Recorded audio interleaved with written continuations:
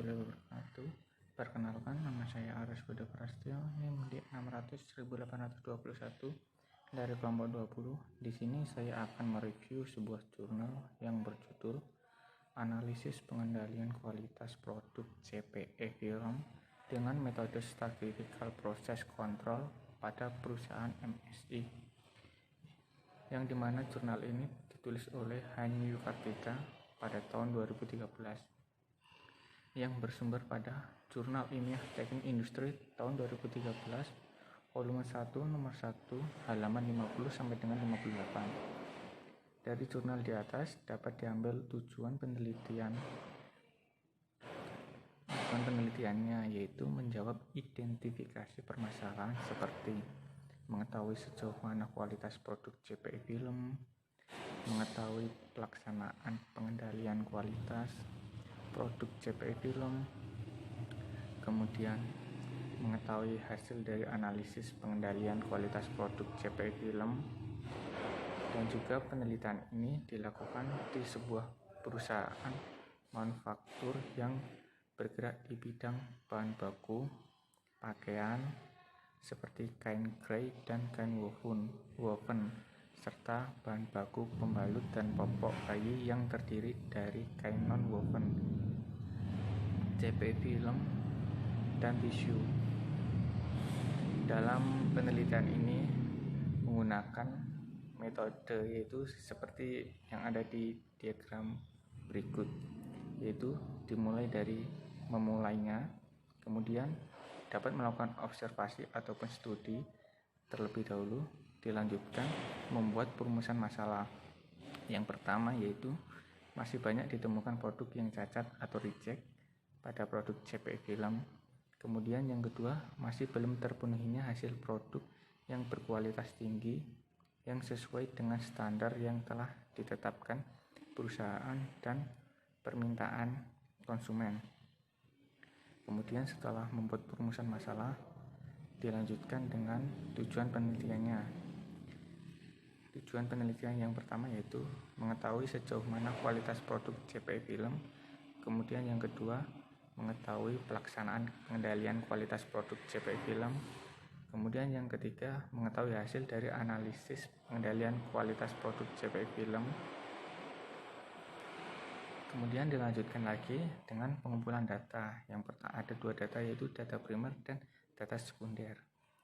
Kemudian ada pengelolaan data pertama yaitu Pareto, dan juga pengelolaan data kedua yaitu peta kendali X dan R. Kemudian setelah itu mendapatkan ke peta kendali, kemudian dilanjutkan ke pengelolaan data 3 yaitu diagram Wishbone dan 5W+1H. Kemudian dilanjutkan analisis dan pembahasan, kemudian kesimpulan dan saran, kemudian yang terakhir yaitu selesai. Kemudian dari penelitian tersebut menghasilkan yaitu beberapa banyak kerusakan yang terjadi dalam hasil produk CPE film backseat 73 mm dan masih cukup tinggi, bahkan melebihi batas toleransi kerusakan produk yang ditetapkan oleh perusahaan. Kerusakan tersebut dapat bersifat kompleks atau bersifat sederhana. Pihak perusahaan harus berusaha untuk dapat menyelesaikan masalah yang timbul dengan segera. Jenis-jenis kecacatan yang terjadi pada CPE film backseat 73 mm antara lain CPE berkerut,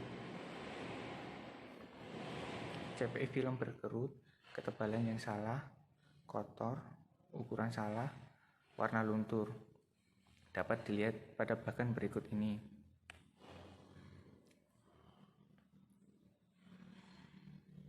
Bahkan dari hasil pengamatan dapat diketahui bahwa kecacatan terbesar yang terjadi pada produk CPE film yaitu karena CPE film berkerut. Kesimpulannya,